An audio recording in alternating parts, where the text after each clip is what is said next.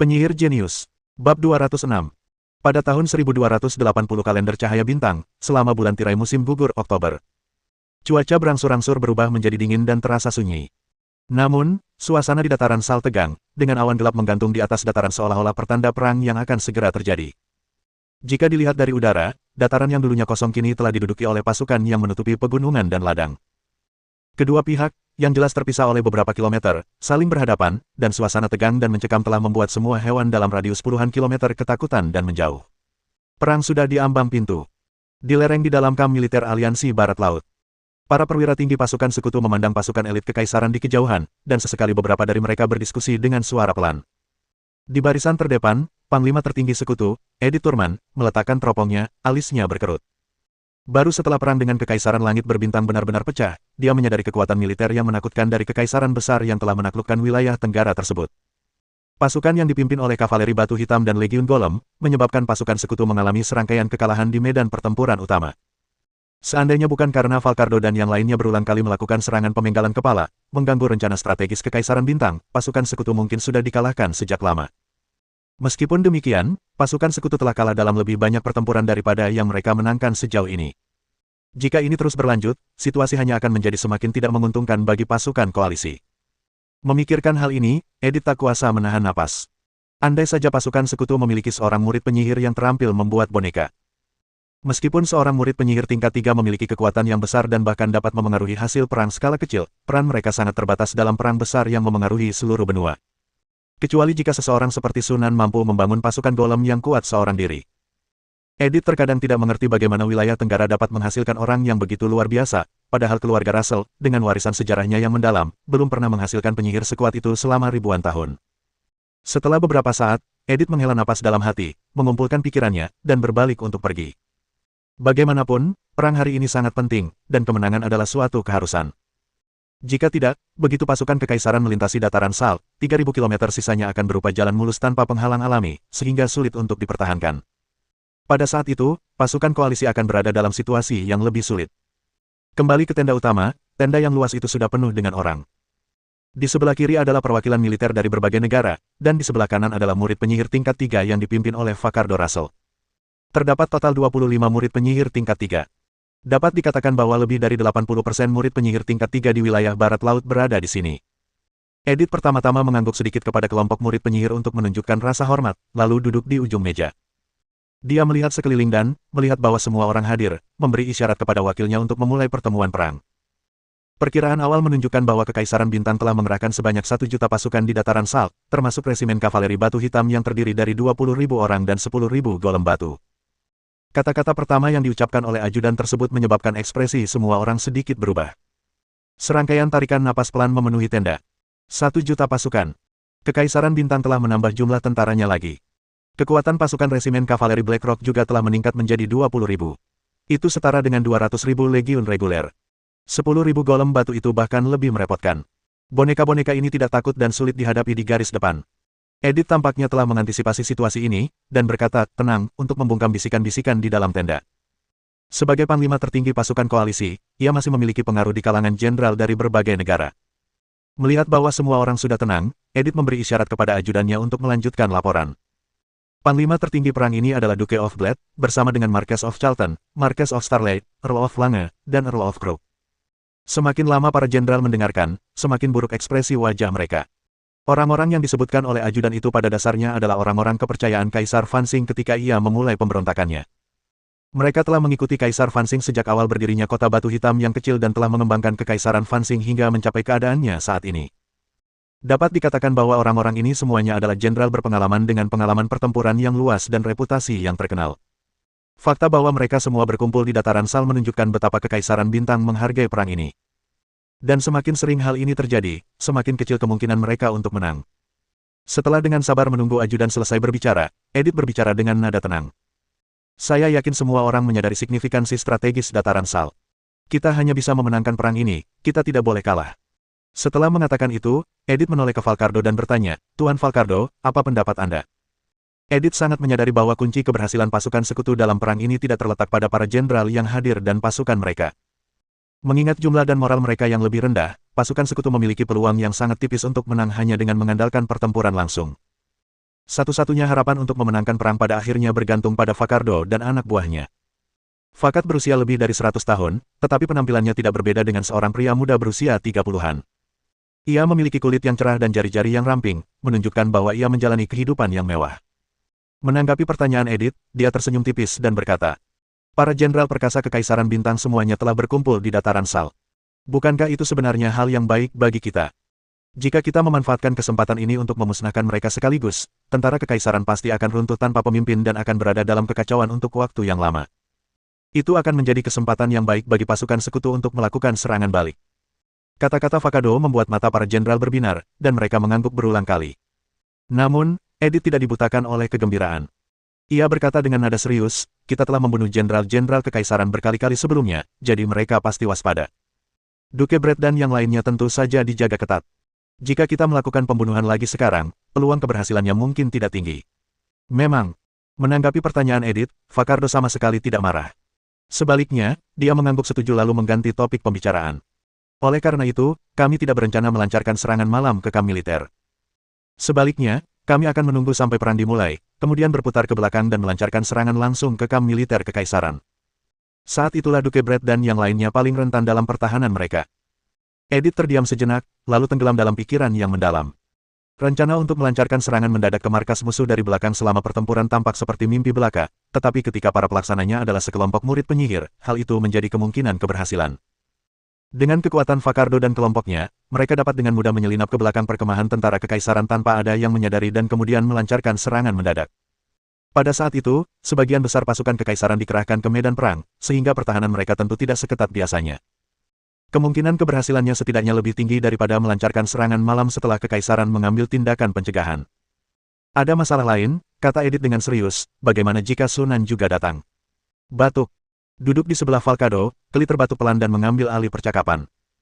Di antara para murid penyihir yang hadir, selain Falkado, dialah yang paling berpengalaman dan juga terkuat. "Selama 4 bulan kita berperang melawan Kekaisaran Bintang, Sunan belum muncul, dan dia mungkin masih sama seperti sekarang. Dia mungkin tidak peduli dengan perang antara Kekaisaran Bintang dan pasukan sekutu." Edith sedikit mengerutkan kening, tetapi tidak membantah perkataan Carey. Berdasarkan informasi intelijen yang mereka kumpulkan, Sunan tidak secara pribadi mengambil tindakan selama perang di mana Kekaisaran Langit Berbintang menyatukan wilayah Tenggara. Lagi pula, meskipun Sunan muncul di sini, kita bukannya tidak mampu melawan. Saat Carey selesai berbicara, dia melirik Fakardo. Mereka memiliki total 25 murid penyihir tingkat 3, dan dalam hal kekuatan keseluruhan, mereka jauh lebih kuat daripada Dewan Kebenaran yang asli. Selain itu, Fakardo juga memiliki artefak magis yang diwarisi dari keluarga Russell. Meskipun merupakan artefak magis yang diwariskan selama 1000 tahun, sebagian rusak dan kekuatannya sangat berkurang, namun tetap merupakan senjata ampuh yang jauh melampaui bahkan benda-benda magis terkuat sekalipun. Hanya ada satu jenis seperti ini di seluruh benua Starlight. Dengan kartu truf ini, akan berbeda ceritanya jika Sunan tidak muncul, tetapi jika dia muncul, mereka pasti akan memberinya kejutan besar.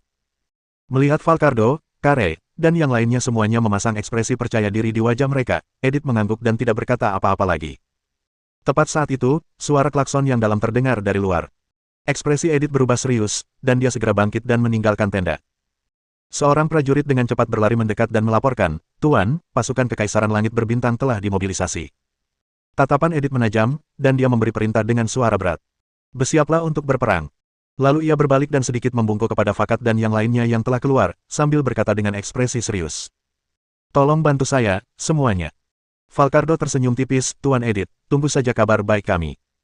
Saat kedua pasukan mulai bergerak, dataran Sal tiba-tiba menjadi ramai. Dengan legiun golem batu sebagai garda depan, infanteri di tengah, pemanah di belakang, dan kavaleri batu hitam yang menjaga sayap, pasukan Kekaisaran yang perkasa dan elit, seperti raksasa kuno, perlahan namun pasti maju menuju musuh. Aura dahsyat para prajurit menghancurkan awan kelabu di langit, menciptakan celah besar. Melihat pemandangan ini dari kejauhan, pasukan sekutu, yang baru saja membentuk barisan, sedikit bergerak. Meskipun situasi cepat mereda, hal itu cukup untuk menggambarkan rasa takut yang dirasakan pasukan sekutu saat menghadapi tentara Kekaisaran.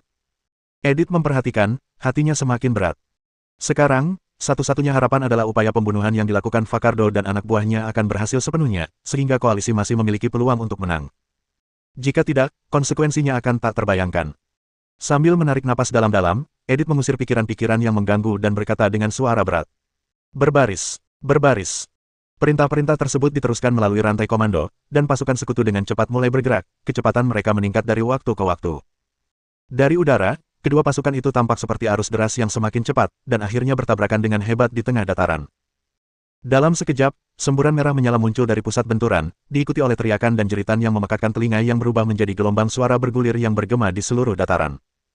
Para golem batu mengayunkan tinju besi mereka, menghancurkan musuh, beserta baju zirah mereka, menjadi bubur berdarah, seperti binatang buas raksasa yang mengamuk di barisan musuh. Pasukan sekutu seringkali harus menderita korban jiwa 10 kali lebih banyak daripada golem batu untuk menghancurkan satu golem batu. Di tengah pertempuran paling sengit, korban di antara golem batu meningkat dengan kecepatan yang mengkhawatirkan, tetapi tidak peduli berapa banyak golem batu yang gugur, boneka-boneka ini tidak menunjukkan tanda-tanda mundur. Mereka tidak menunjukkan rasa takut, tanpa henti membunuh satu musuh demi satu seperti mesin tanpa rasa takut. Seperti yang telah terjadi berkali-kali sebelumnya, pasukan garda depan sekutu, di bawah tekanan psikologis yang sangat besar, mundur secara bertahap menghadapi musuh yang tidak takut mati atau terluka, dan dengan meningkatnya korban jiwa, ada kecenderungan yang semakin besar bagi mereka untuk runtuh. Melihat hal ini, Edith segera mengirim pasukannya untuk maju, dan setelah membunuh lebih dari selusin tentara yang mundur, mereka akhirnya menstabilkan formasi mereka. Pasukan pengawal belakang segera bergerak maju, dan legiun kavaleri juga menyerbu dari kedua sisi, berusaha mengganggu pasukan kekaisaran dan mengurangi tekanan di medan perang utama. Namun begitu resimen kavaleri menyerbu keluar, mereka berhadapan dengan resimen kavaleri Blackrock yang bahkan lebih kuat. Pada saat yang sama, infanteri belakang kekaisaran juga bergabung dalam pertempuran. Situasi bagi pasukan koalisi sama sekali tidak membaik. Meskipun sudah mengantisipasinya, hati Edith hancur melihat pemandangan di hadapannya. Tatapannya menyapu medan perang dan tertuju pada perkemahan tentara kekaisaran di kejauhan. Pada saat yang sama, Fakat dan anak buahnya juga tiba di belakang perkemahan tentara kekaisaran, bersembunyi di hutan dan mengamati tenda-tenda yang berjejer rapat beberapa kilometer jauhnya. Fakat menoleh untuk melihat seorang pria dengan ekspresi acuh tak acuh dan kulit yang sangat pucat hingga hampir tembus pandang. Seperti biasa, Momil, terserah kamu. Momir mengangguk tanpa berkata apa-apa, duduk bersila, dan menutup matanya. Fluktuasi aneh terpancar dari dirinya, menyebar samar-samar ke kejauhan. Sesaat kemudian, Momir membuka matanya. Bagaimana hasilnya? Tanya seseorang dengan tidak sabar. Momir mengangguk tanpa ekspresi, kita telah menemukan lokasi target. Total ada 12 orang. Tidak termasuk 223 penjaga, ada 32 boneka. Boneka jenis apa? Tanya Fakat.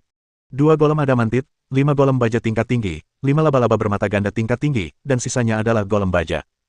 Setelah berkali-kali bertarung melawan Kekaisaran Langit Berbintang, semua orang sudah mengetahui tingkat kekuatan boneka-boneka Kekaisaran tersebut. Setelah mendengar itu, Charlie Lee merasa lega dan tertawa. Tidak buruk, seharusnya tidak sulit bagi kita untuk menerobos dengan kekuatan kita.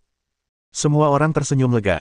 Dari semua golem itu, hanya 2 golem adamantite yang menimbulkan sedikit ancaman, tetapi hanya itu saja.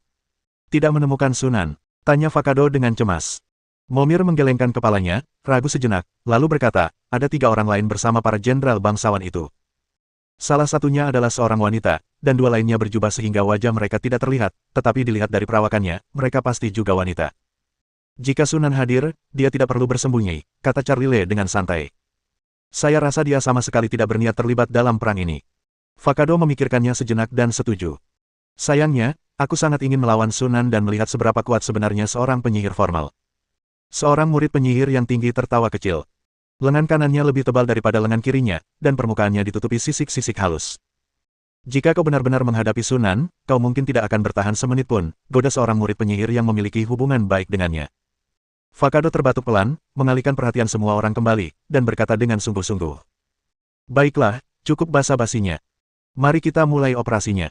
Target kita adalah para jenderal yang mulia itu, bukan boneka. Kita harus menghindari pertempuran yang berkepanjangan jika memungkinkan, melenyapkan target kita secepat mungkin, lalu pergi untuk menghindari pengepungan. Bahkan seorang murid penyihir tingkat 3 pun akan berada dalam bahaya jika dikelilingi oleh pasukan. Semua orang yang hadir memahami prinsip ini dan mengangguk dalam diam. Bab 207. Sepertinya kita menang lagi. Melihat pasukan sekutu mundur perlahan di medan perang, Jodon tak kuasa menahan senyumnya. Para jenderal lainnya semuanya menunjukkan ekspresi yang menganggap semua itu sebagai hal yang sudah pasti. Pasukan sekutu memiliki kualitas yang beragam dan masing-masing memiliki agenda sendiri, sehingga sulit bagi mereka untuk bersatu sebagai satu kekuatan. Kekuatan tempur mereka pada dasarnya lebih rendah daripada tentara kekaisaran, jadi kekalahan mereka sudah dapat diprediksi. Starley tertawa dan berkata, kekuatan utama koalisi semuanya ada di sini. Selama kita memberikan pukulan berat kepada mereka, pertempuran selanjutnya akan jauh lebih mudah. Jordan tertawa terbahak-bahak, tetapi ketika dia berbalik, dia melihat Brett tampak termenung dan bertanya dengan bingung, ada apa? Brett menggelengkan kepalanya dan merenung, pasukan sekutu bukanlah tandingan kekaisaran di medan perang utama. Komandan lawan pasti tahu ini. Di masa lalu, mereka selalu melakukan serangan pemenggalan untuk merebut kembali wilayah, tetapi sampai sekarang mereka belum melakukan gerakan apapun. Mereka mungkin mengira kami sedang berjaga-jaga dan bahwa penggerebekan malam hari tidak akan terlalu berhasil, jadi mereka menyerah, kata Jordan dengan santai. Mungkin, kata Brett dengan tidak memberikan jawaban pasti. Duke Brett tidak perlu khawatir tentang apapun. Tiba-tiba terdengar suara yang menawan dari samping. Hanya dengan mendengar suara itu, semua orang yang hadir merasakan panas aneh menjalar di dalam diri mereka, dan hati mereka mulai bergejolak dengan hasrat. Mereka semua tahu betapa mempesona dan cantiknya pemilik suara itu, bisa dibilang wanita tercantik yang pernah mereka temui. Namun, tak seorang pun berani berlama-lama mendengarkan pemilik suara itu, karena takut menimbulkan ketidakpuasan pihak lain. Tuanku mengutusku ke sini untuk menangani para murid penyihir itu. Jika mereka datang, serahkan saja padaku untuk menanganinya. Si janda merah terkekeh dan berkata.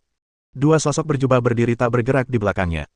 Kalau begitu, saya serahkan kepada Anda, kata Brett dengan hormat.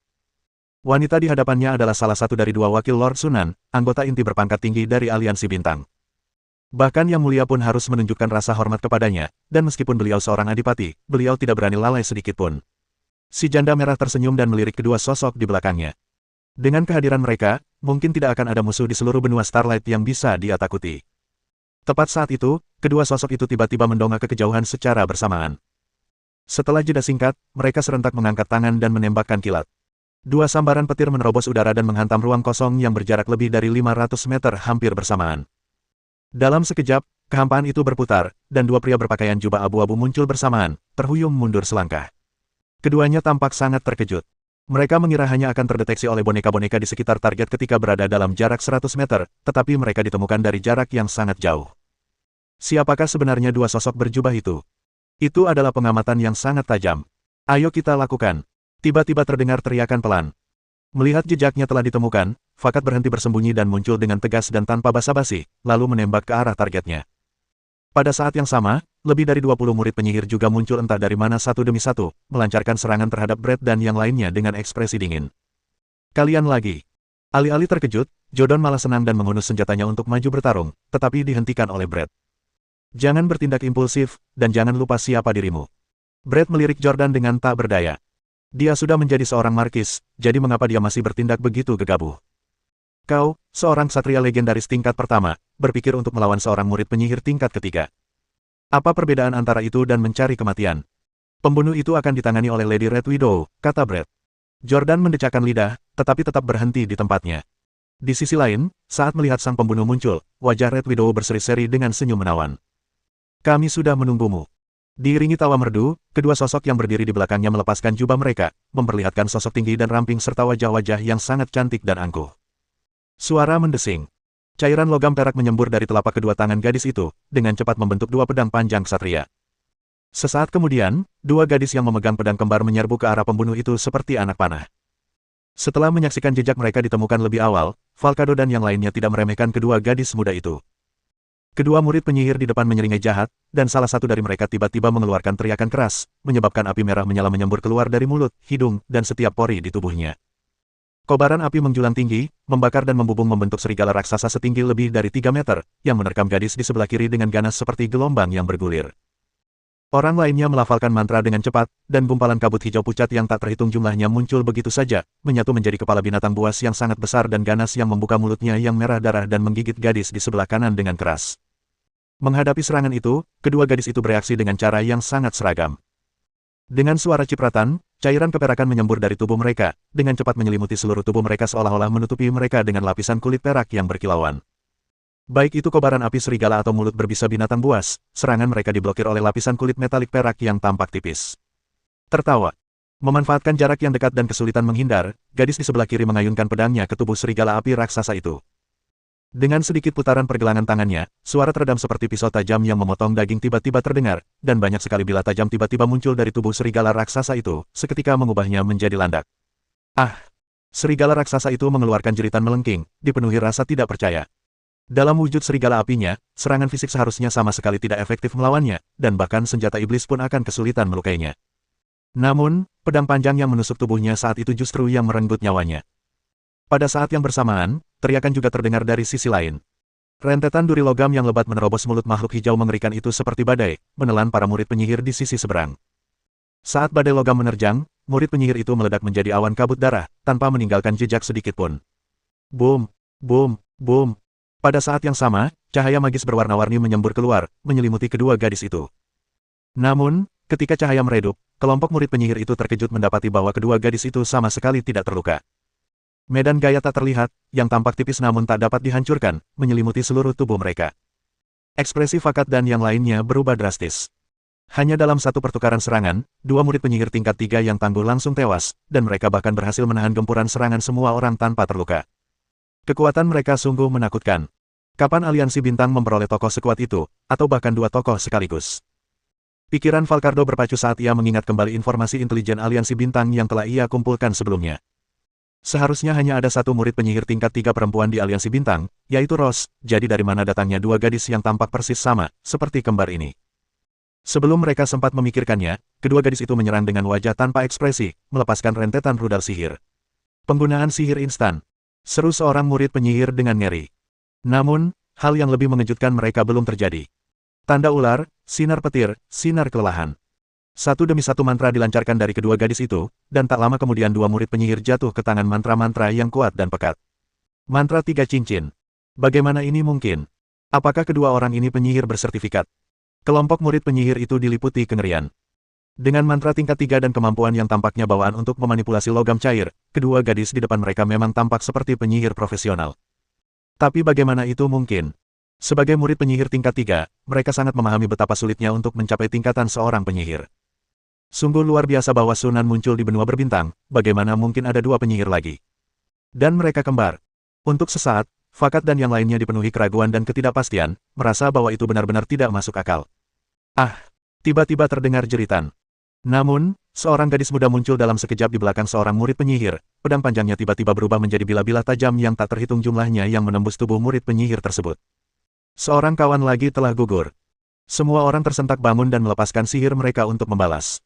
Dihadapkan dengan dua musuh yang luar biasa kuat, mereka tidak berani meremehkan mereka sedikit pun dan melepaskan serangan terkuat mereka. Terutama ketika mereka melihat Vakado mengeluarkan sebuah manik-manik, kelompok itu meningkatkan serangan mereka, mengalihkan perhatian kedua gadis itu untuk mengulur waktu bagi Vakado. Manik-manik seukuran telur ini berbentuk bulat sempurna, jernih dan tembus pandang seperti berlian, serta berkilauan dengan cahaya yang indah di bawah sinar matahari. Saat Vakado menyalurkan energi spiritualnya ke dalamnya, manik itu tiba-tiba menyala, seolah-olah sinar matahari di sekitarnya telah diserap ke dalamnya. Cahaya itu menjadi lebih terang dan lebih menyilaukan dengan kecepatan yang terlihat oleh mata telanjang. Semua orang merasa seolah-olah sebuah matahari kecil muncul di pandangan mereka.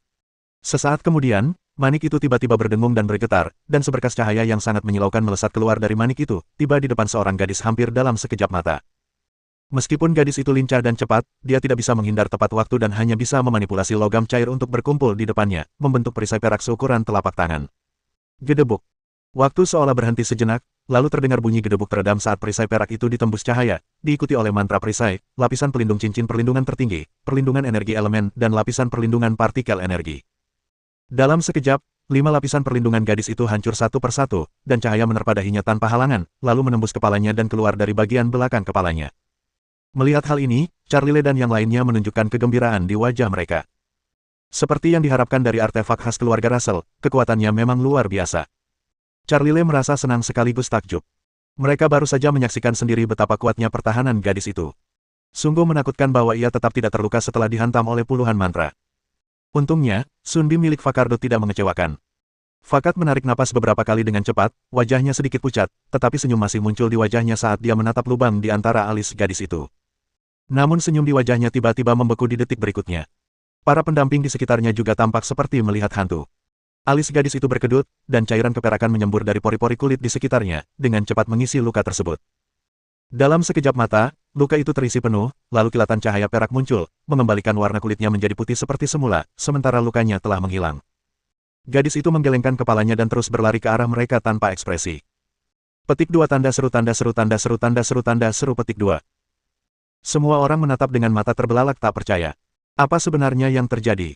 Meskipun itu pukulan fatal, mengapa tidak ada kerusakan sama sekali? Fakat benar-benar tercengang. Dia tahu lebih baik daripada siapapun betapa dahsyatnya mutiara pelebur matahari itu. Saat sinar matahari itu menembus dahi orang lain, panas ekstrim yang terkandung di dalamnya pasti juga telah memanggang seluruh kepalanya. Sekuat apapun daya tahan hidup suatu makhluk, mustahil baginya untuk bertahan hidup. Kecuali jika pihak lain telah menyatu dengan garis keturunan khusus, kepala bukanlah organ vital, atau pihak lain bukanlah makhluk dalam pengertian biasa. Sebuah pikiran mengejutkan tiba-tiba terlintas di benak Fakat. Ekspresinya berubah sesaat, lalu tiba-tiba dia menggertakkan giginya, mengaktifkan kembali mutiara pelebur matahari, dan menembakkan sinar yang mengenai seorang gadis. Kali ini, dia membidik dada kiri gadis itu dan sengaja mengubah sifat energinya sehingga sinar itu tiba-tiba meledak dengan energi saat mengenai sasaran, seketika menciptakan luka seukuran 2 kepalan tangan di dada gadis itu. Orang bisa samar-samar melihat cairan perak yang mengalir di dalamnya, serta kristal perak abu-abuan yang seperti permata.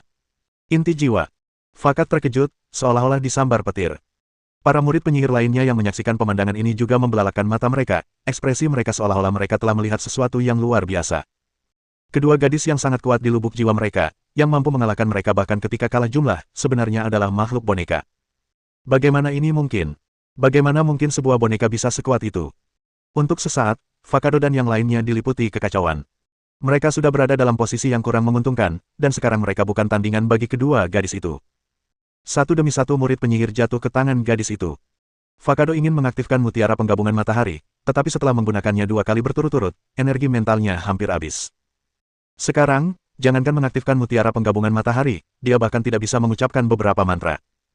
Setelah sekitar selusin tarikan napas, dari lebih dari 20 murid penyihir yang menyerbu perkemahan kekaisaran, hanya 4, termasuk Falcado, yang masih berdiri. Melihat kedua gadis itu, satu di depan dan satu di belakang, menghalangi jalan keluarnya dengan wajah tanpa ekspresi, Fakardo merasakan arti keputusasaan untuk pertama kalinya dalam hidupnya. Fakat Russell, kepala keluarga Russell saat ini, kan? Seorang wanita cantik berjalan mendekat dan menatapnya dengan penuh arti. Fakado menggertakkan giginya dan bertanya, lalu siapakah kau? Janda merah. Fakado terkejut. Dia pernah melihat nama ini dalam laporan intelijen. Tampaknya itu adalah salah satu anggota inti berpangkat tinggi dari Aliansi Bintang. Mengabaikan reaksi Falcado, Red Widow terkekeh dan berkata, menyerah. Jika bukan karena kepentingan tuanku pada keluarga Russell dan perintahnya untuk menyelamatkan nyawa kalian, kalian semua pasti sudah mati sekarang. Fakado berhenti sejenak, melihat sekeliling, dan menyadari bahwa ketiga orang yang selamat itu adalah murid penyihir dari keluarganya. Setelah mengetahui fakta ini, dia tidak merasakan kegembiraan sama sekali. Sebaliknya, dia merasa semakin pahit. Fakta bahwa kedua boneka perempuan itu dapat memilih target mereka secara selektif selama pertempuran sengit tersebut jelas menunjukkan bahwa mereka belum menggunakan kekuatan penuh mereka dan masih menahan diri, yang merupakan fakta yang lebih menyedihkan. Sambil menghela napas panjang, Fakat menurunkan lengannya dengan putus asa. Kami menyerah. Bab 208. Setelah mendengar sang kepala keluarga mengucapkan kata, menyerah, ketiga murid penyihir keluarga Russell lainnya diam-diam menghela napas lega. Mereka benar-benar ketakutan. Kedua boneka perempuan ini memiliki kekuatan yang menakutkan. Mereka bahkan tidak bisa melarikan diri, apalagi mengalahkan lawan mereka. Belum lagi tentara yang bersembunyi di luar. Jika mereka terus melawan, mereka semua akan kehilangan nyawa di sini. Keluarga Russell hanya bekerja sama dengan pasukan koalisi. Mereka tidak mempertaruhkan nyawa mereka. Tidak ada alasan bagi mereka untuk melakukan itu. Pilihan yang bijak. Si janda merah tersenyum manis. Fakado tertawa getir, merasakan rasa pahit di mulutnya. Baru sekarang dia menyadari betapa bodohnya mereka. Belum lama ini, mereka berpikir bahwa dengan menggabungkan kekuatan semua orang, mereka pasti bisa bersaing dengan Sunan. Namun kenyataan menamparkan mereka, membuat mereka menyadari apa artinya melebih-lebihkan kemampuan diri sendiri. Sunan bahkan tidak menunjukkan wajahnya. Dia hanya mengirim 2 boneka, dan mereka hampir memusnahkan mereka. Falcado tidak akan cukup bodoh untuk berpikir bahwa seorang penyihir yang mampu menciptakan boneka sekuat itu akan lebih lemah daripada boneka-boneka itu sendiri. Kekuatan seorang penyihir formal sungguh jauh melampaui imajinasinya. Memikirkan hal ini, Fakardo merasa patah semangat. Dulu dia berpikir bahwa kekuatannya sudah berada di puncak benua Starlight, dan bahkan jika dia tidak sebaik penyihir formal, dia tidak akan terlalu jauh dari itu. Namun kini ia menyadari betapa arogan dan tidak masuk akalnya pemikiran-pemikirannya itu. Tidak jauh dari situ, menyaksikan pertempuran berakhir dalam waktu kurang dari 10 menit, dengan para pembunuh bayaran tewas atau menyerah, Brett dan yang lainnya tak kuasa saling memandang dengan cemas. Jujur saja, ketika mereka pertama kali melihat bahwa janda merah hanya membawa 2 boneka, mereka tidak mengatakan apapun secara terang-terangan, tetapi sebenarnya mereka cukup khawatir. Namun, aku tidak pernah menyangka kedua boneka ini akan sekuat ini. Mereka benar-benar menghancurkan para murid penyihir yang menyerang dengan kekuatan yang luar biasa. Luar biasa sekali. Pak Brett, misi saya telah selesai. Saya perlu membawa anak buah saya kembali untuk melapor, jadi saya permisi dulu. Suara si janda merah mengejutkan Brett hingga terbangun, dan dia dengan cepat sedikit membungkuk, menjawab dengan tulus. Terima kasih atas bantuan Anda. Sampaikan salam saya kepada Lord Sunan. Si janda merah tersenyum dan mengangguk, lalu berbalik dan pergi bersama marionet dan keluarga Russell. Setelah melihat mereka pergi, Brad mengalihkan pandangannya kembali ke medan perang. Kirim juga pasukan cadangan. Sudah saatnya mengakhiri perang ini. Jordan segera menghunus senjatanya dan berkata, aku akan memimpin serangan. Setelah menyaksikan pertempuran barusan, aku sangat ingin mencobanya sendiri. Ini kesempatan bagus untuk berolahraga. Kali ini, Brad tidak menghentikannya dan melambaikan tangan kepadanya. Saat pasukan cadangan dikerahkan ke medan perang, serangan tentara kekaisaran semakin intensif, dan pasukan sekutu mulai menunjukkan tanda-tanda kekalahan. Di belakang pasukan koalisi, Edith mengamati pemandangan ini dan segera mengerti bahwa operasi Fakat dan anak buahnya kemungkinan besar telah gagal. Dia menghela napas panjang, wajahnya memucat. Koalisi itu sudah berakhir. Dimensi elemen petir, sebuah ruang elemental tertentu. Ledakan. Sebuah kilat yang menyilaukan menerobos kehampaan dan menghantam golem baja, seketika melelehkan sebagian besar tubuhnya yang besar menjadi massa logam bekas yang setengah mencair. Namun, lebih banyak golem dengan berani menyerbu ke arah petir, tinju besi mereka, yang disihir dengan kerusakan elemen lemah berulang kali menyerang roh-roh elemen. Pertempuran sengit sedang terjadi di tanah tandus. Saat golem dihancurkan dan diubah menjadi besi tua, roh-roh elemental berteriak dan lenyap ke udara. Debu elemental yang mereka tinggalkan dikumpulkan oleh kekuatan tak terlihat segera setelah terbentuk, dan melayang ke belakang medan perang, menghilang ke telapak tangan Sunan. Melihat tumpukan debu elemen di cincin spasialnya, Sunan tersenyum tipis. Setelah menemukan metode mensintesis inti kristal unsur dari debu unsur dan kemudian menyerap energi ilahi darinya, ia mencurahkan sebagian besar energinya untuk memburu roh-roh unsur. Untuk meningkatkan efisiensi perburuan, Sunan langsung bergabung dengan Legiun Golem, sekaligus menyebarkan fluktuasi energinya sendiri untuk memikat roh-roh elemen, yang kemudian diserahkan kepada Legiun Golem untuk ditangani. Dia hanya perlu fokus bertindak sebagai pemancing roh elemen dan pengumpul debu elemen. Hal ini secara alami sangat meningkatkan efisiensi dalam memperoleh debu unsur. Biayanya adalah konsumsi golem tersebut. Namun, dibandingkan dengan menggunakan permata berukir untuk memburu raksasa elemen, biaya ini dapat diabaikan. Tak lama kemudian, roh-roh elemental yang terpikat sepenuhnya dimusnahkan oleh golem tersebut. Sunan memperkirakan bahwa roh-roh elemen dalam radius 10 km hampir sepenuhnya telah dibersihkan, jadi dia menyimpan golem itu, membuka lorong spasial, dan kembali ke menara tulang naga. Duduk bersila di samping kolam elemen, Sunan mengeluarkan debu elemen untuk mensintesis inti kristal elemen, lalu segera menyerapnya. Setelah lebih dari setengah tahun berburu dan menyerap ilmu, tingkat ketajaman mentalnya telah mencapai batas terobosan. Setelah lebih dari 10 unit standar energi ilahi diasimilasi dan disatukan, kekuatan spiritual akhirnya menembus batas dan mengalami perubahan kualitatif. Jauh di dalam lautan kesadaran, energi spiritual berbentuk gas yang perlahan mengalir di sekitar kristal bakat tiba-tiba berhenti, lalu mengembun menjadi tetesan air kecil seolah-olah telah didinginkan, jatuh seperti hujan. Tak lama kemudian, kabut itu menghilang sepenuhnya, digantikan oleh aliran air yang mengalir di sekitar kristal bakat seperti sebuah galaksi. Airnya sangat jernih, mengalir perlahan di sekitar kristal bakat itu, dan Anda hampir bisa mendengar suara percikan yang menyenangkan. Ini sukses. Sunan membuka matanya, memanggil panel kontrol, dan melihat nilai pencairan, 0,01%. Senyum gembira yang tulus muncul di wajahnya. Akhirnya kita berhasil. Baru 12 tahun sejak dia menjadi seorang penyihir. Mampu menembus dari tingkat penguapan level 1 ke pencairan level 1 dalam waktu sesingkat itu adalah hal yang luar biasa di era sihir manapun, kecuali bagi keturunan roh sejati.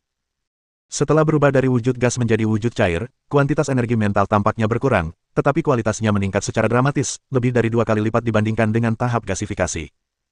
Karena keduanya adalah penyihir tingkat pertama, terlepas dari kartu andalan dan teknik pamungkas mereka, penyihir pencairan tingkat pertama akan sepenuhnya mengalahkan penyihir gasifikasi tingkat pertama.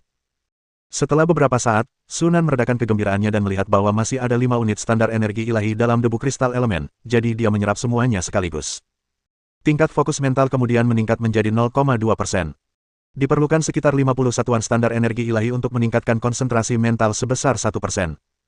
Seperti yang Sunan duga, memang jauh lebih sulit untuk meningkatkan konsentrasi mental setelah mencapai tahap pencairan. Namun, ia dengan cepat pulih.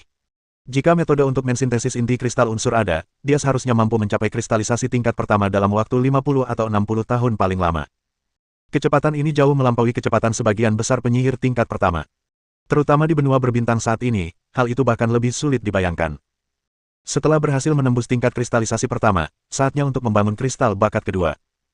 Kita perlu mencari tahu terlebih dahulu model kristalisasi talenta seperti apa yang ingin kita bangun. Dari model kristal bakat yang diperoleh dari Menara Bintang, yang terbaik hanyalah tingkat menengah, jadi Sunan tentu saja meremehkannya. Rencananya tetap sama, mensintesis model kristal super berbakat yang mirip dengan logam cair. Sebelum memasuki tahap kristalisasi, sebaiknya persiapkan terlebih dahulu model kristalisasi bakat yang sesuai. meneliti model kristal bakat, memburu roh elemen, dan membangun menara penyihir. Setelah berpikir sejenak, Sunan tiba-tiba menyadari bahwa dia masih memiliki cukup banyak pekerjaan yang harus diselesaikan. Selain itu, masing-masing membutuhkan banyak waktu dan usaha. Untungnya, dia tidak perlu mengkhawatirkan aliansi bintang atau dunia permukaan saat ini, jika tidak, dia mungkin akan terlalu sibuk untuk mengurus hal lain. Sambil meregangkan badan, Sunan memandang kolam elemen di sampingnya. Setelah perluasan, tingkat penyerapan energi dan batas kapasitas kumpulan elemen telah meningkat secara signifikan, sekitar 15% dibandingkan dengan kondisi semula. Jangan remehkan kenaikan hanya 15%. Berbagai permata dan logam langka yang dikonsumsi bernilai lebih dari 2,3 juta koin emas. Namun, hasilnya juga cukup signifikan. Tentu saja, peningkatan batas energi memberi Long Lin lebih banyak keleluasaan dalam penggunaan energi. Yang terpenting adalah meningkatkan efisiensi meditasi dan kecepatan pemulihan energi mental.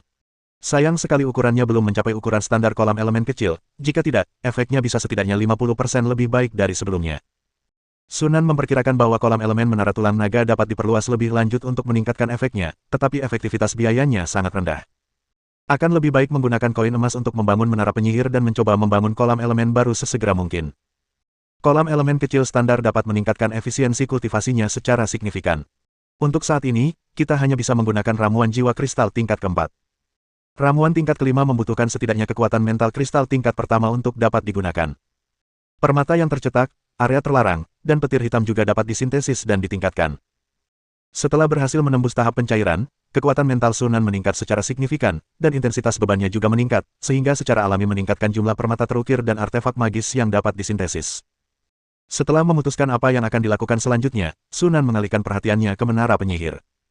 Dia sudah memiliki pengetahuan yang cukup luas tentang membangun menara sihir, dan selama bertahun-tahun dia telah mengumpulkan banyak buku tentang subjek tersebut melalui berbagai saluran. Dikombinasikan dengan buku-buku yang diperolehnya dari Menara Bintang, dia sudah sangat siap dari segi pengetahuan saja ketika harus membangun menara sihir. Yang Tersostalos hanyalah mewujudkannya. Pertama, mari kita bahas tentang level-levelnya. Dalam klasifikasi peradaban penyihir, menara penyihir dibagi menjadi kecil, sedang, dan besar sesuai ukurannya, dari rendah ke tinggi.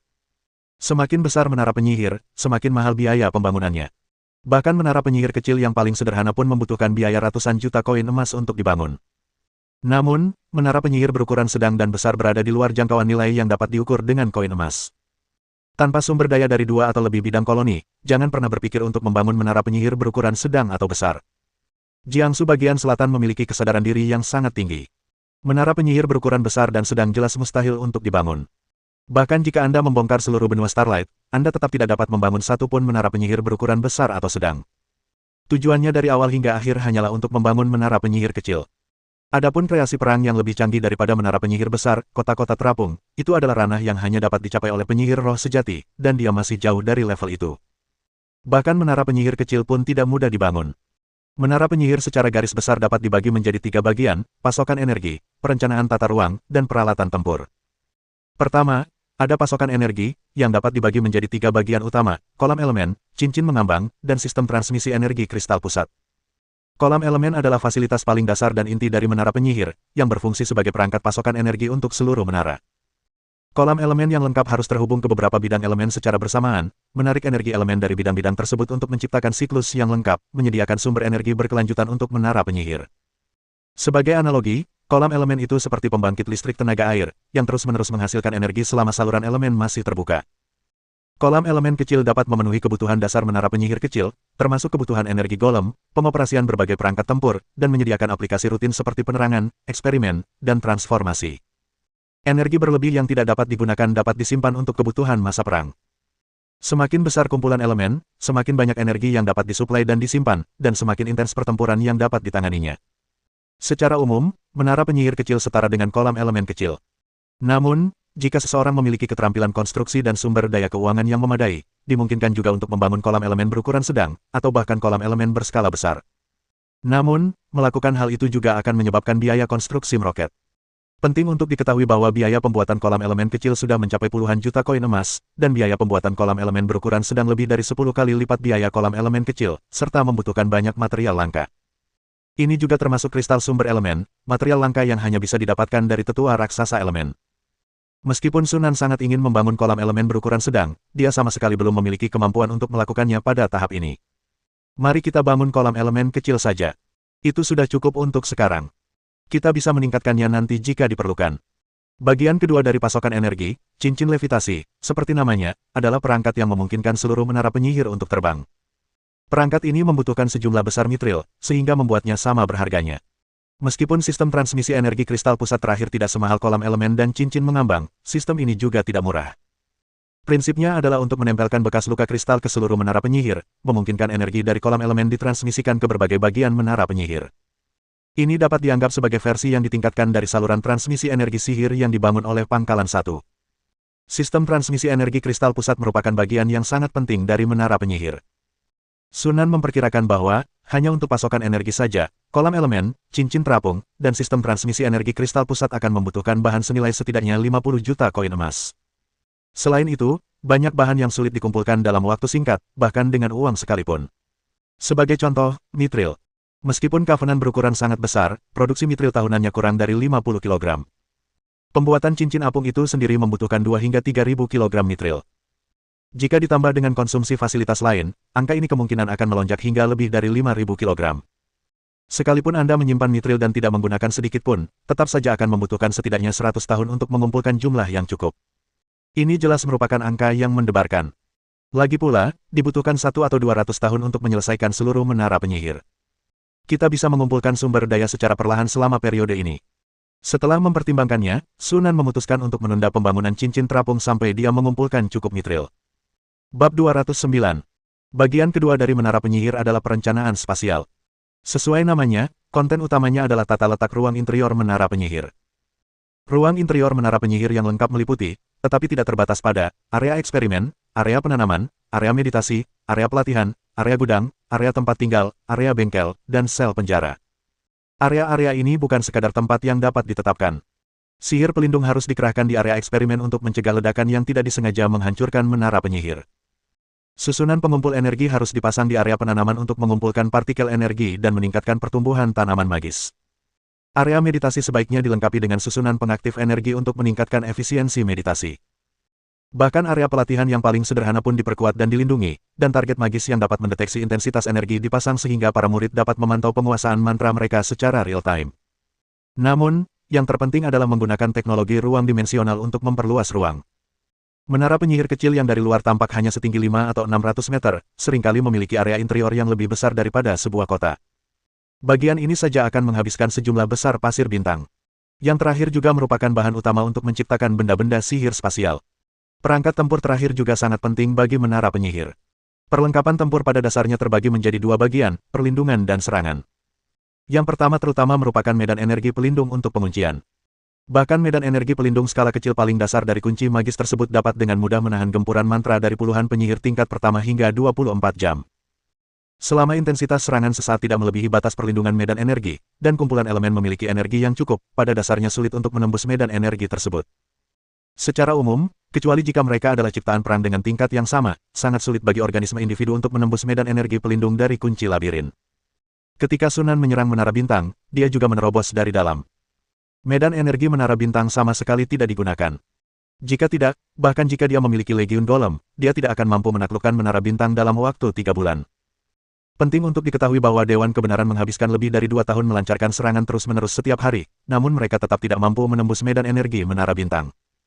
Medan energi pelindung skala kecil standar dari Mazelok jauh lebih defensif daripada medan energi tiruan dari Tower of Stars. Sama seperti elemen pool, medan energi pelindung Mystic Lock juga terbagi menjadi kecil, sedang, dan besar. Semakin tinggi levelnya, semakin kuat pertahanannya, dan tentu saja semakin tinggi biayanya. Jika memungkinkan, Sunan juga ingin membangun medan energi pelindung di sekitar pusatnya. Namun, jumlah koin emas yang dikonsumsi bukanlah hal utama. Masalah kuncinya adalah beberapa material memang tidak dapat ditemukan di benua berbintang. Atau kita bisa mempertimbangkan sintesis. Sunan tampak berpikir. Jika bahan baku untuk membangun fasilitas berukuran sedang kurang, maka bahan tersebut dapat diperoleh dengan cara mensintesis fasilitas berukuran kecil. Namun, hal ini pasti akan menyebabkan peningkatan biaya yang signifikan. Berdasarkan pengalaman masa lalu, biaya produk sintetis akan selalu jauh lebih tinggi daripada biaya produk yang diproduksi secara buatan. Setelah berpikir sejenak, Sunan menggelengkan kepalanya dan memutuskan untuk menunda ide itu untuk sementara waktu, dan berencana untuk memikirkannya lagi ketika dia benar-benar mulai membangun. Dari segi serangan, selanjutnya dibagi menjadi perangkat serang jarak sangat jauh dan legiun pengirim. Yang pertama umumnya merujuk pada berbagai senjata energi. Sebagai contoh, menara sihir di Menara Bintang. Menara sihir adalah konstruksi senjata energi paling dasar, yang mampu menembakkan pancaran energi untuk menyerang target tertentu. Ini adalah perangkat serang jarak jauh paling dasar di Menara Penyihir. Naik ke tingkat hierarki yang lebih tinggi adalah meriam disosiasi, meriam plasma, dan meriam pulsa, di antara yang lainnya. Daya tembak meriam disintegrasi kira-kira setara dengan mantra lingkaran ke-6 disintegrasi, cukup untuk menghancurkan penyihir level 1 menjadi unit molekul paling dasar. Secara umum, meriam disintegrasi sudah menjadi senjata terakhir dalam urutan senjata menara penyihir kecil. Meriam plasma dan meriam pulsa, yang merupakan rangkaian senjata terakhir untuk menara penyihir berukuran sedang dan besar. Adapun kota-kota terapung, perangkat serangannya biasanya berupa senjata fase, seperti meriam pulsa superkonduktor kristal ajaib. Menara sihir cukup efektif melawan penyihir pemula, tetapi agak lemah melawan penyihir profesional, kecuali jika ratusan atau ribuan menara sihir digunakan untuk memusatkan tembakan. Akan lebih baik menggunakan kubus Rubik untuk mensintesis dan meningkatkan kekuatan menara sihir. Kita juga perlu memproduksi beberapa meriam penghancur. Sunan memiliki sebuah rencana dalam benaknya. Adapun pengiriman legiun, umumnya merujuk pada legiun golem, tetapi makhluk lain juga termasuk di dalamnya. Sebagai contoh, beberapa menara penyihir suka memelihara spesies tertentu, yang dapat dikirim untuk bertarung dalam pertempuran. Setiap makhluk yang ditempatkan secara permanen di menara penyihir tetapi dapat bertarung di luar menara selama masa perang termasuk dalam kategori ini. Namun, kekuatan utama legiun yang dikirim oleh sebagian besar menara penyihir terdiri dari berbagai golem, dan terlebih lagi, golem tingkat menengah hingga tinggi. Golem tingkat rendah seperti golem daging, golem tanah liat, dan golem batu berada di luar jangkauan perhatian penyihir profesional. Mereka hanya berguna untuk melakukan pekerjaan-pekerjaan kecil, dan peran mereka dalam pertempuran tidak sebaik beberapa menara sihir. Sebagian besar pasukan golem bawaan menara penyihir terutama terdiri dari golem baja. Bahkan golem adamantin yang perkasa pun hanya dianggap sebagai unit biasa di menara penyihir. Hanya golem berpangkat tinggi seperti golem Shadowsteel dan golem Vajra, yang mampu melawan penyihir, yang dapat dianggap sebagai golem tempur berpangkat tinggi. Namun, biaya pembuatan golem-golem ini sangat tinggi. Sunan bahkan tidak tahu apakah benua cahaya bintang masih bisa menemukan cukup bahan untuk memproduksi golem baja bayangan dan golem Vajra. Jika semua upaya lain gagal, satu-satunya pilihan adalah menciptakan golem dengan level yang sama melalui sintesis. Di atas golem Shadowsteel dan golem Vajra, terdapat golem tertinggi yang bahkan lebih tinggi lagi. Patung Sang Maha Agung adalah bentuk asli dari konstruksi iblis tersebut. Yang disebut konstruksi magis, juga dikenal sebagai konstruksi legendaris, meliputi, tetapi tidak terbatas pada, penjaga gaib, mesya magis, konstruksi roh menara, dan orang bijak Mithril. Makhluk-makhluk legendaris ini semuanya memiliki kekuatan tempur yang setara dengan penyihir tingkat 3, dan yang terkuat bahkan mampu menghadapi penyihir roh sejati secara langsung. Karena harganya yang sangat mahal, hanya sedikit menara penyihir yang mampu membelinya, sehingga umumnya digunakan sebagai bagian dari rangkaian pertempuran kota-kota terapung. Meskipun golem tertinggi tidak sekuat konstruksi magis sejati, ia jauh lebih unggul daripada golem baja bayangan dan golem Vajra. Bahkan ketika ditempatkan di menara penyihir besar, ia biasanya digunakan sebagai unit pertempuran terakhir. Satu Supreme Golem saja sudah cukup untuk mengalahkan lebih dari selusin penyihir level 1 dalam pertarungan langsung. Legiun Golem, ya. Kilatan pikiran muncul di mata Sunan. Jika dia punya pilihan, dia pasti akan memprioritaskan kualitas daripada kuantitas. Pasukan golem bawaan harus dimulai dengan golem adamantit. Pasukan utama terdiri dari golem adamantite, ditambah dengan sejumlah kecil golem dengan level yang sama seperti golem Shadowsteel. Namun, hal ini tentu akan menimbulkan biaya yang sangat besar. Setidaknya, masalah yang bisa diselesaikan dengan koin emas bukanlah masalah sebenarnya. Kamu bisa mengumpulkan cukup banyak secara perlahan. Tapi kamu tidak bisa menciptakan material dari udara kosong. Sunan merenung dalam diam. Selain tiga komponen utama yaitu pasokan energi, perencanaan spasial, dan perangkat tempur, roh menara juga merupakan bagian penting dari menara penyihir. Mereka adalah kecerdasan buatan tingkat atas yang bertanggung jawab atas pengoperasian terpadu menara penyihir, menggabungkan fungsi-fungsi seperti komputasi terminal, perekaman data, komando tempur, dan bantuan eksperimental. Secara umum, sebuah menara penyihir harus memiliki setidaknya satu roh menara. Namun, jika anggaran memungkinkan, semakin banyak tower spirit semakin baik. Satu tower spirit memiliki daya komputasi yang terbatas. Terkadang memberikan 2 atau 3 tugas besar dapat menghabiskan seluruh daya komputasi tower spirit. Semakin banyak roh menara yang ada, semakin lancar dan efisien menara penyihir akan beroperasi. Secara umum, sebaiknya ada 3 roh menara di menara penyihir, satu bertanggung jawab atas sistem komando tempur menara, yang lain untuk operasi sehari-hari, dan yang lainnya untuk bantuan eksperimen. Makhluk roh menara, yang bahkan lebih canggih daripada roh menara, bahkan dapat mewujud dan membantu para penyihir dalam pertempuran. Untuk membuat roh menara, Anda perlu menggunakan kristal jiwa tingkat legendaris. Ini bukan masalah bagi Sunan, karena toh bisa disintesis menggunakan kristal jiwa mini.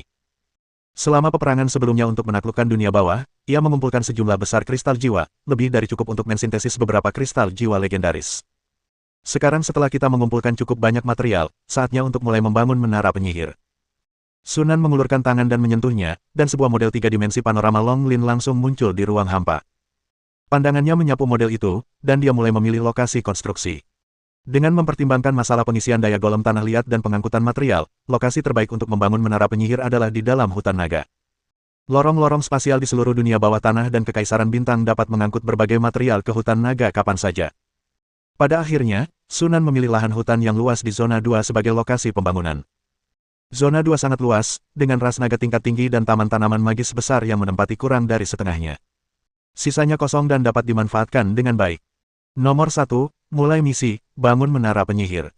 Perintah tersebut dikeluarkan di wilayah selatan Jiangsu. Penginputan cetak biru desain menara penyihir telah dimulai. Penginputan berhasil. Misi, bangun menara penyihir, telah dibuat. Harap atur jumlah pekerja. 1000 golem tanah liat, kata Sunan setelah berpikir sejenak. Jumlah golem tanah liat ini sudah cukup. Lebih dari itu hanya akan menghambat efisiensi. Selain itu, golem tanah liat sebanyak itu hanya dibutuhkan saat fondasi dan badan menara pertama kali dibangun. Saat ruang interior benar-benar dibangun, jumlah golem tanah liat yang dibutuhkan jauh lebih sedikit, sekitar 100 saja sudah cukup. Tata letak dan fasilitas di dalam menara penyihir hanya dapat dibangun oleh penyihir itu sendiri. Lagi pula, golem tanah liat tidak bisa menggambar rune atau lingkaran sihir. Inilah alasan utama mengapa menara penyihir seringkali membutuhkan waktu ratusan tahun untuk dibangun. Tentu saja, Anda juga dapat merekrut penyihir lain untuk membantu, atau membeli fasilitas seperti cincin mengambang, menara sihir, dan legiun golem dari saluran lain, sehingga sangat mempersingkat waktu pembangunan. Namun, sangat sedikit penyihir yang akan melakukan itu. Menara penyihir adalah rahasia utama para penyihir, dan hanya sedikit penyihir yang akan membiarkan orang lain ikut campur dalam pembangunannya. Jika seseorang meninggalkan rencana cadangan, mereka mungkin akan menderita kerugian besar suatu hari nanti. Para penyihir lebih suka membangun menara sihir mereka sendiri, sedikit demi sedikit, daripada mempercayakan tugas itu kepada orang lain. Pembangunan pondasi dan badan menara relatif sederhana dan dapat diserahkan kepada pelayan No. 1. Sunan hanya perlu sesekali memeriksa perkembangannya. Setelah memberikan tugas-tugas tersebut, dia meninggalkan menara Dragon Bone dan kembali ke kota Dark Lake. Si janda merah mengirim pesan 3 hari lalu yang mengatakan bahwa anggota keluarga Russell telah ditangkap dan sedang dikawal ke Dark Lake City. Karena situasi di kota-kota yang ditaklukkan oleh Kekaisaran Bintang di wilayah barat laut belum sepenuhnya stabil, belum ada jalur spasial yang dibangun. Banyak perjalanan hanya dapat dilakukan dengan terbang menggunakan boneka, yang membutuhkan waktu. Dilihat dari waktunya, seharusnya mereka sudah sampai di Ghost Lake City sekarang. Benar saja, begitu dia kembali ke markas 2 di Ghost Lake City, Red Widow datang untuk melapor kepadanya. Tuan, keempat murid penyihir tingkat 3 dari keluarga Russell, termasuk kepala keluarga saat ini, Fakardo Russell, saat ini berada di ruang tamu, dijaga oleh boneka mistik No. 1 dan No. 2. Si janda merah berdiri dengan hormat di depan meja, posturnya sedikit membungkuk, tidak menunjukkan sedikit pun sikap acuh tak acuh atau sembrono di hadapan orang lain. Namun, kilatan berapi-api dan menggoda sesekali muncul di matanya ketika dia menatap Sunan. Bagus sekali, puji Sunan. Ekspresi si janda merah cerah, dan dia melirik Carolina di sampingnya dengan halus. Ekspresi pria itu tetap tidak berubah, hanya tangannya yang diletakkan di depan perutnya sedikit menegang. Mengabaikan tindakan halus kedua bawahannya, Sunan langsung berjalan keluar. Di ruang resepsi, keempat murid penyihir keluarga Russell duduk di sofa, tampak gelisah, sesekali melirik ke arah pintu masuk aula. Dua boneka perempuan misterius berdiri acuh tak acuh di kedua sisi ambang pintu, seperti dewa penjaga. Fakado melirik mereka, tatapannya agak rumit. Dalam perjalanan ke sini, dia memang sempat berpikir untuk melarikan diri, tetapi di satu sisi, dia tidak bisa lolos dari kedua gadis boneka itu, dan di sisi lain, dia merasa bahwa melarikan diri pun tidak akan ada gunanya. Seluruh benua Starlight akan segera jatuh ke tangan Kekaisaran Bintang dan Aliansi Bintang. Sekalipun ia berhasil melarikan diri hingga ke ujung dunia, ia tidak akan bisa lepas dari pengaruh mereka. Meskipun bukan tidak mungkin menemukan tempat untuk bersembunyi, kita tidak bisa hidup terpencil selamanya, bukan? Terlepas dari apakah dia mampu beradaptasi, bahkan jika dia mampu pun, kurangnya sumber daya akan mempersulitnya untuk terus meningkatkan kekuatannya di masa depan. Haruskah aku menyerah saja untuk menjadi penyihir? Fakardo merasa lebih sulit menerima hal ini daripada kematian itu sendiri. Kepala suku, menurutmu mengapa orang itu ingin bertemu dengan kita? Sebuah suara menyela pikiran Fakat. Dia menoleh dan melihat bahwa yang berbicara adalah Innocent Russell, murid penyihir tingkat 3 terkuat dalam keluarga selain dirinya sendiri. Innocent terluka dalam pertempuran sebelumnya dan belum pulih. Wajahnya agak pucat. Aku juga tidak mengerti. Fakardo menggelengkan kepalanya. Namun, sebenarnya dia memiliki kecurigaan yang samar-samar. Jika ada hal lain dalam keluarga Russell yang dapat membangkitkan minat seorang penyihir ulung, maka mungkin hanya itu saja. Namun, dari mana pihak lain mempelajari rahasia ini? Namun, hanya kepala keluarga Russell yang mengetahui rahasia ini. Selain itu, bukan hanya orang luar, bahkan anggota keluarga pun sama sekali tidak menyadarinya. Saat ia sedang bertanya-tanya apa yang sedang terjadi, Fakado tiba-tiba menyadari ada sesuatu yang salah. Ia berbalik dan melihat ada sosok di aula pada suatu waktu. Seorang pemuda yang tampaknya tidak lebih dari 20 tahun. Ia memang tampan, tetapi yang benar-benar memikat mata adalah matanya, sedalam dan semisterius langit berbintang. Hanya satu tatapan saja sudah cukup untuk memberikan ilusi bahwa jiwa seseorang sedang ditarik masuk. Hampir seketika, Falcardo mengenali identitas orang di hadapannya. Para penguasa aliansi bintang. Satu-satunya penyihir di benua berbintang dalam 1000 tahun. Sunan Yanes. Bab 210. Dalam perjalanannya ke kota Yuhu, Falcardo memikirkan banyak hal tentang Jiangsu Selatan. Ini termasuk berbagai macam tebakan liar tentang penampilannya. Namun ketika dia benar-benar bertemu langsung dengannya, dia mendapati bahwa orang itu tampak seperti orang biasa. Berbeda dengan banyak murid penyihir yang penampilannya cacat karena perpaduan garis keturunan, pihak lainnya tidak berbeda dari manusia biasa. Kecuali matanya. Hanya dengan sekali pandang, Falcardo langsung menyadari perbedaan status yang sangat besar antara dirinya dan orang di hadapannya. Itu adalah perbedaan pada tingkat spiritual, sebesar perbedaan antara surga dan bumi. Suatu kehormatan bertemu dengan Anda, Tuan Sunan. Falcardo membungkuk dalam-dalam, kepalanya tertunduk rendah. Dihadapkan dengan kekuatan yang jauh melebihi kemampuannya sendiri, yang bisa dia lakukan hanyalah menyatakan rasa hormatnya. Inosen dan dua orang lainnya tampak seperti terbangun dari mimpi, dan mereka semua membungkuk sebagai tanda hormat. Jangan malu, silakan duduk. Sunan melambaikan tangannya dan duduk di ujung meja. Setelah ia duduk, Fakat dan ketiga orang lainnya kembali duduk. Keempatnya saling bertukar pandang. Mata Fakat berkedip, dan dia hendak berbicara ketika Sunan mengangkat tangannya untuk menyela. Selama keluarga Russell berhenti berpartisipasi dalam perang, saya dapat memastikan Star Empire tidak mengambil tindakan terhadap keluarga Russell. Fakado terkejut, lalu gembira, tetapi kata-kata Sunan selanjutnya membuat ekspresinya sedikit berubah.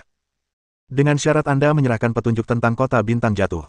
Saat dia berbicara, tatapan Sunan menyapu Fakat dan ketiga temannya. Inosen dan dua orang lainnya tampak bingung, tetapi perubahan ekspresi Fakardo tidak luput dari perhatiannya. Sunan yakin bahwa kepala keluarga Russell memang mengetahui petunjuk tentang kota bintang jatuh. Kepala Fakado, apa pendapat Anda tentang kesepakatan ini? Fakado terdiam sejenak, lalu tersenyum kecut dan mengangguk, sambil berkata, ini tawaran yang bagus. Apalagi yang bisa dia lakukan? Dia seharusnya bersyukur bahwa keluarga Russell masih memiliki sesuatu yang menarik minat Sunan. Jika tidak, mengingat gaya hidup keluarga Russell, seluruh keluarga mungkin sudah lama dimusnahkan tanpa ampun. Sama seperti Dewan Kebenaran sebelumnya. Setelah mendengar kata-kata Fakardo, Inosen dan dua orang lainnya tampak terkejut. Kota bintang jatuh. Apakah keluarga mereka sebenarnya memiliki petunjuk tentang kota bintang jatuh? Mengapa tidak ada yang pernah menyebutkan hal ini sebelumnya? Seolah mengantisipasi kebingungan ketiganya, Fakat menjelaskan dengan senyum masam. Keluarga kami memang memiliki petunjuk tentang kota bintang jatuh, tetapi selama bertahun-tahun informasi itu diturunkan secara lisan oleh pemimpin klan, jadi tidak ada orang lain yang mengetahuinya kecuali pemimpin klan. Pada saat itu, Fakardo tak kuasa menahan diri untuk melirik Sunan. Sampai sekarang pun, dia masih belum bisa memahami bagaimana Sunan mengetahui rahasia ini. Menyadari tatapan Fakat, Sunan tetap tenang dan diam. Kita tidak bisa mengatakan dia hanya menggertak, kan? Mengapa? Inosen tak kuasa menahan diri untuk bertanya. Fakado menghela napas dan berkata, karena selama lebih dari 700 tahun, tidak seorang pun dari keluarga kami yang mampu memasuki kota bintang jatuh, tidak peduli metode apapun yang kami gunakan. Rahasia kota bintang jatuh mudah membangkitkan keserakahan, belum lagi bahwa rahasia itu tidak dapat diakses. Untuk menghindari masalah karena tidak mendapatkan harta karun, para leluhur memutuskan untuk menyegel rahasia ini, yang hanya dapat diketahui oleh para pemimpin klan secara turun-temurun. Kata-kata Fakat merupakan penjelasan kepada rakyatnya sekaligus informasi terkini tentang situasi di kota bintang jatuh Sunan, agar mereka tidak berpikir bahwa dia sengaja menyembunyikan jalan masuk ke kota bintang jatuh dan dengan demikian melampiaskan kemarahan mereka kepada keluarga Russell.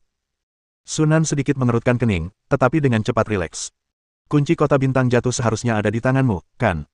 Berdasarkan pengalaman menara bintang dan hutan gelap, kota bintang jatuh seharusnya juga memiliki apa yang disebut kunci. Seperti yang diharapkan, Fakado mengangguk dan mengeluarkan sebuah manik-manik, lalu menyerahkannya kepada Sunan. Menurutnya, karena Sunan mengetahui rahasia keluarga Russell, tidak mengherankan jika dia mengetahui keberadaan kunci tersebut, jadi dia sama sekali tidak terkejut. Sebaliknya, Inosen dan kedua temannya menatap dengan terkejut. Mereka tidak pernah menyangka bahwa mutiara pelebur matahari, yang diwariskan dalam keluarga mereka, akan menjadi kunci untuk memasuki kota bintang jatuh. Artefak sihir.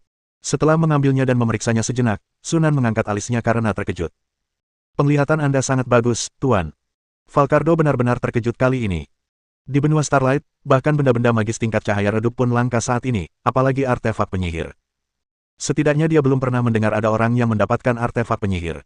Namun, Sunan mampu mengenali tingkat kekuatan mutiara pelebur matahari hanya dengan sekali lihat, yang cukup mengejutkan. Untungnya dia tidak tahu bahwa Sunan memiliki hampir selusin artefak magis, jika tidak, matanya mungkin akan keluar dari rongganya. Tampaknya penyihir leluhur keluarga Russell sangat menghargai keturunannya, karena ia benar-benar membuat kunci untuk memasuki kota bintang jatuh menjadi artefak sihir dan mewariskannya. Sayangnya, terlalu banyak waktu telah berlalu, dan artefak magis ini telah sangat terkikis. Kekuatannya mungkin kurang dari setengah dari kekuatan sebelumnya. Sunan merasa sedikit menyesal dan menatap Vakado. Bagaimana sebenarnya situasi yang menyebabkan Anda tidak dapat memasuki kota bintang jatuh? Setelah sampai sejauh ini, Vakado tidak lagi menyembunyikan apapun dan menceritakan kebenarannya. Menurut catatan keluarga, kota bintang jatuh muncul setiap 30 tahun sekali, di Laut Pelangi di ujung benua. Namun, selama lebih dari 700 tahun, meskipun leluhur kita masih dapat merasakan waktu dan tempat munculnya kota bintang jatuh dengan bantuan mutiara pelebur matahari, mereka tidak pernah dapat menemukan kota bintang jatuh lagi setelah tiba di lokasi tersebut. Ia dapat mendeteksi sesuatu tetapi tidak dapat menemukannya. Mata Sunan berkedip-kedip, seolah sedang berpikir keras. Kapan terakhir kali Valen Star City muncul? 15 tahun yang lalu. Dengan kata lain, pembukaan berikutnya akan terjadi dalam 15 tahun lagi. Sunan mengerti, menimbang mutiara pelebur matahari di tangannya, dan berkata, untuk sementara aku akan menyimpan barang-barang ini di sini, dan akan mengembalikannya kepadamu setelah selesai menggunakannya. Vakado ragu sejenak, lalu berkata, silakan lakukan sesuka Anda, Tuan. Melihat kekhawatirannya, Sunan tersenyum dan berkata, jangan khawatir, aku tidak akan tertarik pada artefak penyihir yang setengah rusak. Jika benda ini rusak, aku akan menggantinya dengan yang serupa. Artefak yang setengah rusak itu tidak banyak berguna baginya, tidak sepenting kunci menuju kota bintang jatuh. Setelah mendengar perkataan Sunan, Vakado tersenyum canggung, tidak jelas apakah dia mempercayainya atau tidak. Sunan tidak berniat menjelaskan lebih lanjut dan malah mengangkat masalah lain. Apa rencana keluarga Anda untuk masa depan? Vakad terkejut dengan pertanyaan itu, lalu tampak berpikir. Dalam perjalanan ke sini, aku terus-menerus khawatir tentang tujuan Sunan mendekati keluarga itu, dan aku tidak punya waktu untuk memikirkan apa yang akan terjadi selanjutnya. Barulah setelah Sunan mengingatkannya, ia tiba-tiba menyadari kesulitan yang dialami keluarga Russell saat ini. Sebelumnya, keluarga Russell memegang posisi penting di wilayah barat laut dan bekerja sama dengan banyak negara untuk memperoleh sumber daya. Namun, benua Starlight akan segera disatukan oleh Kekaisaran Bintang, dan Kekaisaran Bintang memiliki aliansi bintang yang sangat besar untuk diajak bekerja sama, sehingga mereka sama sekali tidak peduli dengan keluarga Russell. Setelah kehilangan akses terhadap sumber daya, apa yang akan terjadi pada keluarga mereka di masa depan? Ketiga orang tak berdosa itu jelas juga memikirkan hal ini, dan alis mereka berkerut. Sebagai kepala klan, Vakado dengan cepat menyadari bahwa Sunan tidak hanya mengingatkan mereka, tetapi juga menandakan bahwa pasti akan ada hal lain yang akan terjadi. Karena itu, ia menundukkan kepalanya dengan hormat kepada Sunan. Apa saran Anda untuk saya, Pak? Dia orang yang cerdas. Sunan mengangguk diam-diam dan berkata sambil tersenyum tipis, pernahkah kamu berpikir untuk bergabung dengan Akademi Starlight? Akademi Starlight. Vakad dan ketiga rekannya terkejut. Mereka tentu saja pernah mendengar nama Akademi Sihir pertama di benua berbintang, dan bahkan telah mengumpulkan informasi yang relevan.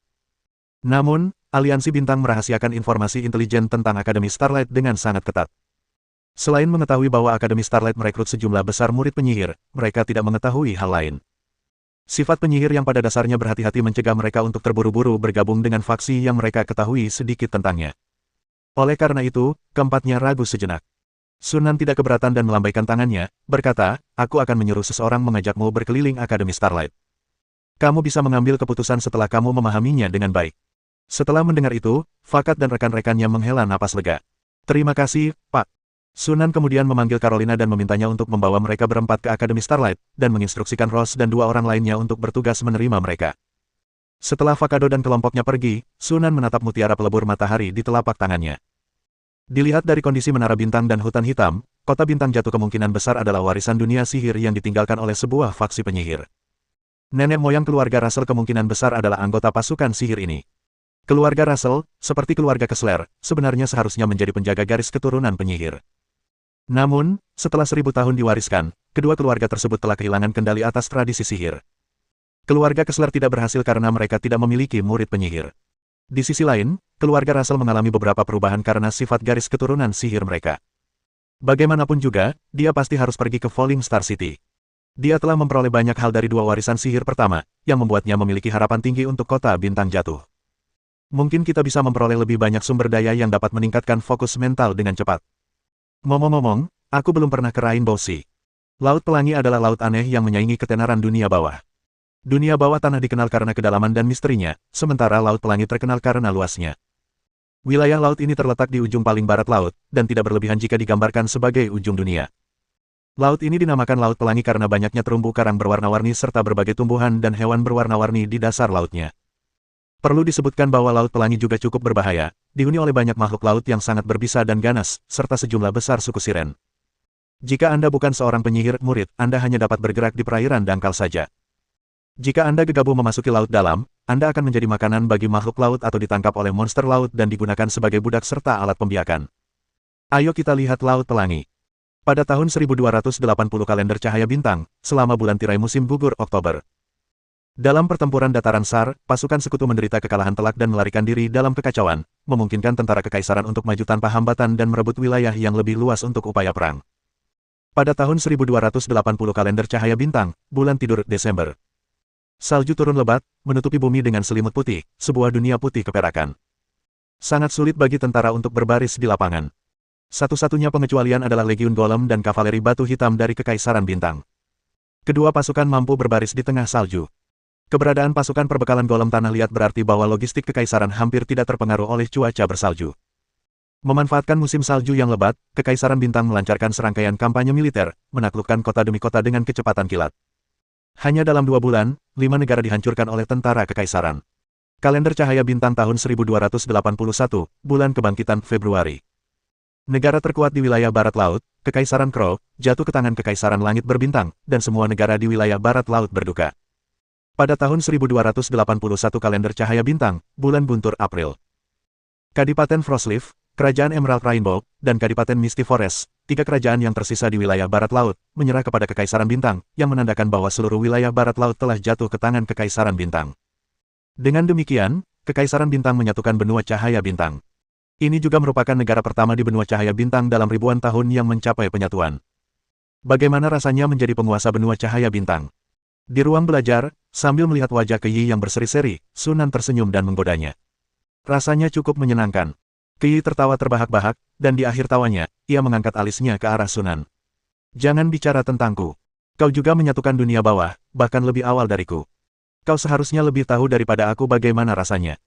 Aku bukan kaisar, kata Sunan sambil tertawa dan menggelengkan kepalanya. Setelah bertukar beberapa lelucon, keduanya dengan cepat kembali ke topik utama. Situasi di wilayah barat laut akan membutuhkan waktu untuk stabil. Setelah benar-benar stabil, saya akan segera mengatur agar orang-orang melakukan tes kualifikasi. Ki membuka jendela dan melihat ke arah halaman. Sekelompok anak kecil, di bawah pengawasan para pelayan, bermain dan tertawa di halaman. Tawa mereka yang jernih dan merdu membawa sukacita bagi semua orang. Sejak memutuskan untuk memiliki lebih banyak anak, Ki telah mempraktikkannya, dan telah memiliki cukup banyak anak selama bertahun-tahun. Dia menaruh harapan besar pada anak-anaknya, terutama mereka yang mendekati usia 12 tahun, berharap salah satu dari mereka akan menjadi murid penyihir. Mereka juga memberikan perhatian khusus pada tes kualifikasi yang akan datang. Sunan melirik Ki tetapi tidak mengatakan apapun. Dia bisa memahami obsesi Ki untuk menjadi murid penyihir. Selain ingin memperdalam hubungan antara aliansi bintang dan Kekaisaran Bintang, hal itu juga mencerminkan kerinduan dan keinginannya sendiri untuk menjadi seorang penyihir. Jika seorang murid penyihir benar-benar bisa muncul dari keluarga kekaisaran, sebagai bentuk penghormatan kepada kakak laki-lakinya, Sunan mungkin akan mempertimbangkan untuk mengalokasikan beberapa sumber daya kepada orang tersebut. Selama orang ini memiliki bakat sihir, seburuk apapun bakatnya, dengan sumber daya aliansi bintang saat ini, mereka dapat diubah menjadi murid sihir tingkat 3 hanya dengan menumpuk sumber daya. Ngomong-ngomong, Sherman dan Cory hampir siap untuk naik ke tingkat ketiga sebagai murid penyihir. Sunan tiba-tiba berpikir. Baru-baru ini dia menanyakan tentang kemajuan kultivasi Sherman dan Cory. Keduanya telah membuat cincin bintang ke-8 mereka, dan hanya tinggal 1 cincin lagi untuk naik ke tingkat murid penyihir tingkat 3.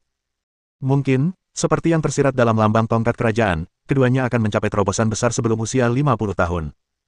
Seorang murid penyihir tingkat 3 berusia 50 tahun adalah salah satu dari segelintir individu seperti itu di benua berbintang, selain dirinya. Tiba-tiba, Sunan teringat sesuatu yang lain dan menatap Keyi. Kau sudah dipromosikan menjadi ksatria legendaris cincin keempat, bukan? Keyi memalingkan muka dan mengangguk sambil tersenyum, benar, saya baru berhasil menembus batasan 2 bulan lalu. Dengan sumber daya yang melimpah, para ksatria mampu meningkatkan kekuatan mereka dengan sangat cepat. Sebagai contoh, putra sulung Ki, yang sekarang menjadi pangeran pertama kekaisaran, Ebet Anas, sudah menjadi ksatria legendaris cincin pertama pada usia muda 27 tahun. Dia bahkan lebih luar biasa daripada ayahnya di masa lalu.